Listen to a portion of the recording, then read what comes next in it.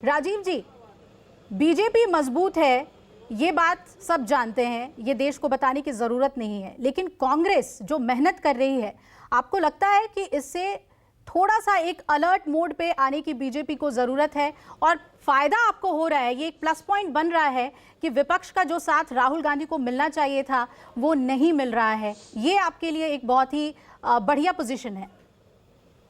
देखिए, आपने खुद ही बताया कि बीजेपी मजबूत है। बीजेपी की मजबूती के पीछे की जो मेहनत है उसके ऊपर अगर चर्चा होगी तो ज़्यादा बेहतर होगा कि वो मेहनत जो है वो मेहनत मुझे लगता है हर राजनीतिक पार्टी को करने की ज़रूरत है। देखिए, परिवारवाद, क्षेत्रवाद, जातिवाद, ये आपके ना तो प्रदेश को आगे लेकर के जा सकता है ना देश को आगे लेकर के जा सकता है। अगर आपका फोकस अपनी जातिवाद और परिवारवाद तक सीमित रहा तो क्या आपको लगता है कि इस देश की जनता इन राजनीतिक पार्टियों को मजबूती देने वाली है? तो असली विश्लेषण तो इस बात का करना है कि ये यात्रा जो राहुल गांधी जी कर रहे हैं या उनको जो समर्थन ना देने वाले राजनीतिक दल हैं, क्या ये अपनी महत्वाकांक्षाओं को दरकिनार करके देश और प्रदेश के बारे में सोचेंगे? अगर सोचेंगे तो हो सकता है इनको भी कोई मजबूती मिले। लेकिन अगर एजेंडा केवल इतना ही रहेगा कि हर किसी को अपने पारिवारिक पार्टी को आगे लेकर के जाना है जिसमें हमारा प्रदेश और देश पीछे हो जाए, तो फिर यहाँ पर यात्रा के मायने भी खत्म हो जाते हैं। और आपने तो खुद ही बताया कि क्षेत्रीय दलों ने इनका सहयोग नहीं किया है और क्षेत्रीय दल इनसे दूरी बना करके चल रहे हैं।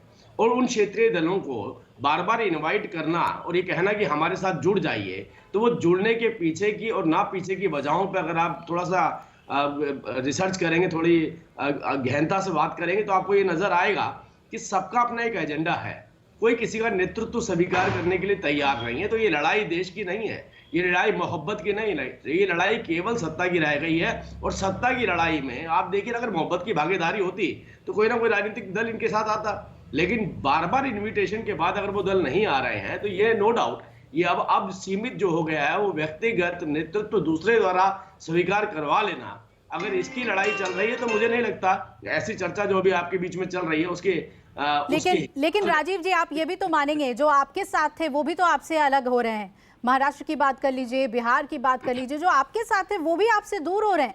ऐसे में आप सिर्फ ये कहना कि कांग्रेस के साथ अगर क्षेत्रीय दल नहीं खड़े हो रहे तो ये आपके लिए बहुत ही विन विन सिचुएशन है, ये सही नहीं होगा। आपको भी ये आकलन करना होगा कि आपके सहयोगी दल आपसे क्यों दूर हो रहे हैं। नहीं, देखिए, जब कोई राजनीतिक पार्टी की मेहनत ज्यादा हो जाती है और मजबूती भी ज्यादा हो जाती है तो नो डाउट फिर दूसरी राजनीतिक पार्टी सोचती है कि मेरा अस्तित्व खतरे में आ गया है। और जब उनको अपना अस्तित्व खतरे में आता नजर आता है तो नो डाउट कहीं ना कहीं वो थोड़े से अपने कदम पीछे खींचते हैं। उनको लगता है कि हम दूसरी दिशा में आगे बढ़े।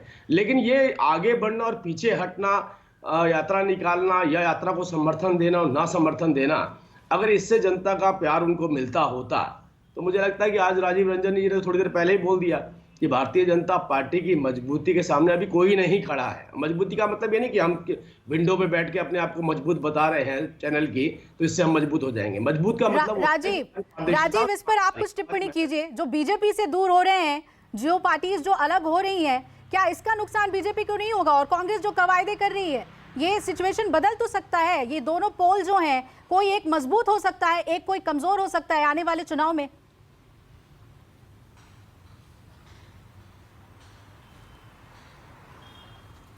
देखिए, बहुत कुछ निर्भर करेगा कि 2023 के जो ये विधानसभा के चुनाव हैं अलग अलग जगहों पर, यहाँ पर किस तरीके के नतीजे आते हैं। और दूसरी बात है कि अभी 1 साल का वक्त है।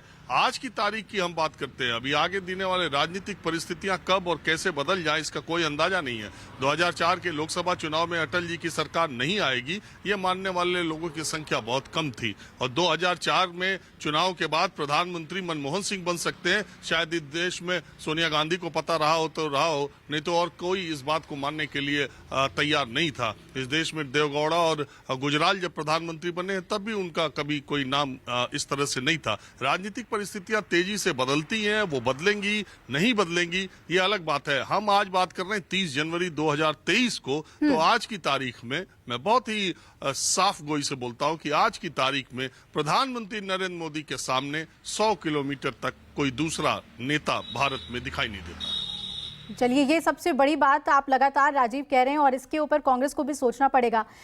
नमस्कार, मैं हूं मानक गुप्ता। अगर आपको हमारा ये वीडियो पसंद आया हो तो इसे लाइक और शेयर जरूर करें।